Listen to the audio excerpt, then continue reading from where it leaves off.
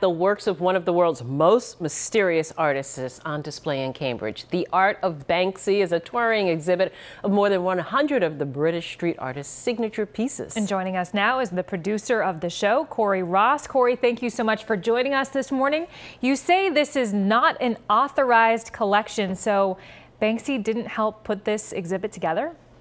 Yes, good morning. This is a really interesting exhibit. The project came from a group of collectors that have been purchasing art from Banksy for the last 20 years.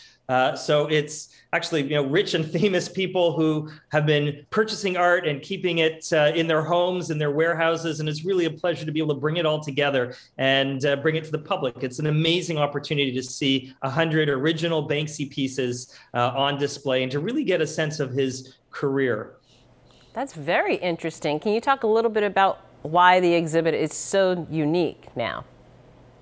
Well, because it is this incredible opportunity to see his pieces. People, are really charmed by Banksy. We have, as you're seeing in the picture here, we have some of his seminal pieces, including "Girl with the Red Balloon," which is the famous one that he shredded after it went to auction. Here's the "Flower Thrower," which is also one of his famous pieces. And so it really is, an unparalleled opportunity to see his work. And it's really amazing that we've been able to mount it in the Harvard Coop, which is a place that I have always loved going to, shopping for books and music and culture. And we've managed to come up with a very interesting way of displaying the art inside the heart of Cambridge. A lot of people have probably heard of Banksy, and they may remember that moment, yes, when his artwork was shredded. But can you tell us a little bit about him and how his art became so sought after?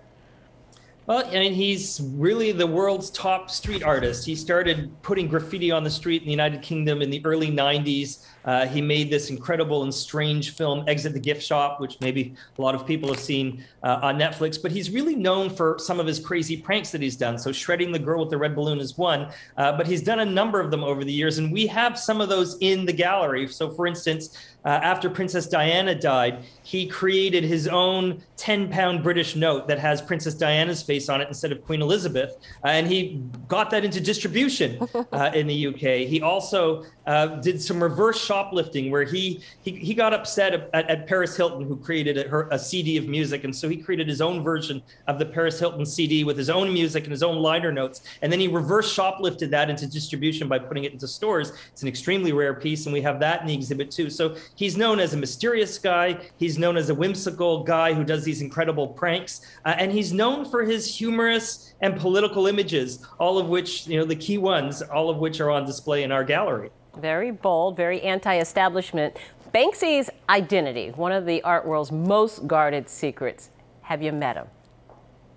Well, I don't know. He's a mysterious person, possibly you're Banksy. Or you. I don't know if I've met, possibly I'm Banksy. But I think there's a number of interesting theories about who he is. The one that I think is probably the most possible is that he's a member of the band Massive Attack, because people have tracked his pieces showing up in cities where the band has toured. So that's an interesting theory. And he's done a lot of album covers and different things in the music business. So he could be a music business guy, but really it's a secret. I think people like it that way. I think if the word got out as to who he is, a little bit of the luster on the adventure of Banksy would begin to disappear.